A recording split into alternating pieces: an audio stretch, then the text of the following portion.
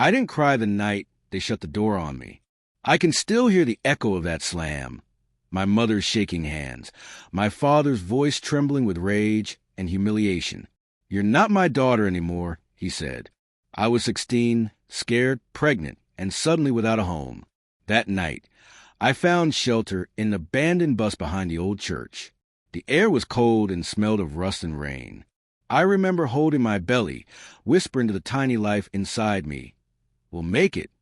Before that night, I had been their pride, top of my class, obedient, polished.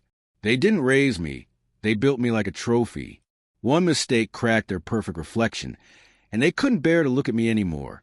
When I told them about the baby, I wasn't expecting celebration, but I wasn't ready for rejection either. My mother wouldn't meet my eyes. My father's words still ring in my head, "Fix this or never come back." I chose never to come back. The years that followed reshaped me. I worked endless shifts, studied when everyone else slept, and raised my son, Noah, with every ounce of love I'd been denied. There were nights I wanted to give up, but then I'd look at him, small, warm, alive, and remember that survival was our quiet rebellion. I told myself I forgave them, but forgiveness is sometimes just a mask for pain. Deep down, I carry their words like stones in my chest. When Noah turned 18, he received an acceptance letter from Harvard, full scholarship. As I watched him celebrate, laughter spilling across our modest kitchen, I felt something deep and clean inside me. I had done it. We had done it. Without them. But curiosity is a dangerous thing. I looked them up. My parents, once so admired, had lost everything. My father's company had collapsed, their reputation gone, their home sold. They had become the kind of people they used to look down on. I might have left it there, but life had other plans.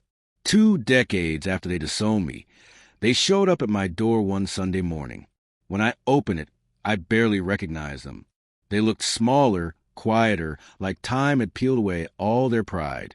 "We heard about Noah," my father said, voice faltering. "Harvard. We'd like to meet our grandson." I let the silence linger, sharp as glass. "Grandson?" I said. "You mean the mistake you told me to erase?" My mother's eyes filled. "We were wrong," she whispered. "We just want to see him." For a moment, I almost pitied them. Almost. Instead, I stepped aside and said, "Come in." They looked around my home. The art, the calm, the evidence of a life built from the ground up. I poured tea and spoke gently, watching discomfort replace their confidence. On the walls hung photos. Noah in his graduation gown, Noah volunteering, Noah smiling beside me. Then one photo caught my father's eye, me in a white coat, stethoscope around my neck. "You're a doctor?" he asked, voice uncertain. "Surgeon," I corrected. "I started my own practice 10 years ago. Hale Medical Group." Recognition flickered in his face. I knew why. It was the same hospital chain that had purchased the land he lost after bankruptcy. I leaned back, letting the silence speak. Funny how things come full circle, isn't it? My mother smiled weakly. "We're proud of you, sweetheart." "Proud," I repeated softly. "Where was that pride when I was begging you not to throw me out?" My voice stayed calm, but every word landed heavy. "You cared more about appearances than about me. And now you want to play grandparents." Before they could respond, Noah entered the room.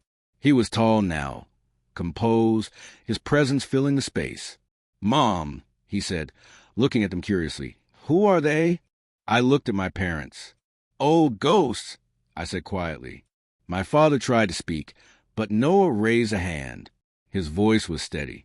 "If they're the reason you cried yourself to sleep all those nights, then they don't deserve to know me." The room went still. My mother's tears fell silently. My father lowered his head. They realized, finally, that some wounds never earn forgiveness. They left soon after, without another word.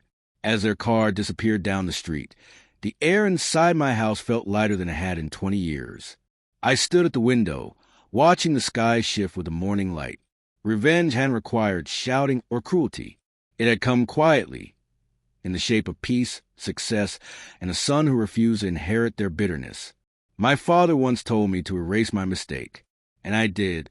I erased them.